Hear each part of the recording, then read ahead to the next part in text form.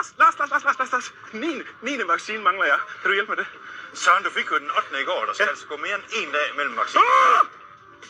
Hey! Du er en af de sidste, der kæmper for coronarestriktionerne. Hvordan kan det være? Afstand! Ikke kan mikrofonen så tæt på. I dag er det 2 år siden, vores ærede leder Mette Frederiksen lukkede landet ned. Men det er som om folk har glemt det. Hej Søren, velkommen tilbage. Lige 2 sekunder, hvis jeg skal lave sådan en der. Hey. Hej.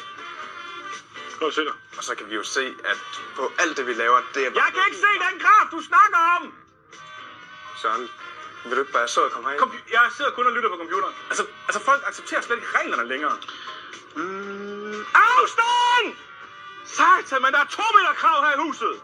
Kræftet, det er utroligt. Væk. 2 meter, Anna.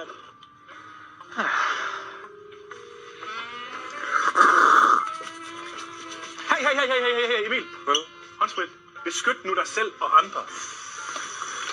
Altså, jeg tester mig selv hver dag. Selvtest. Altså, jeg savner faktisk tiden under nedlukning. Nu kommer fuglene igen. Alle sammen. Og lyset vælter pludselig. Det går nok helt vildt så dyrt, der er tankpartiet. Altså, jeg har simpelthen ikke råd. Jeg har ikke råd. Dagens coronatal er faktisk 13.628.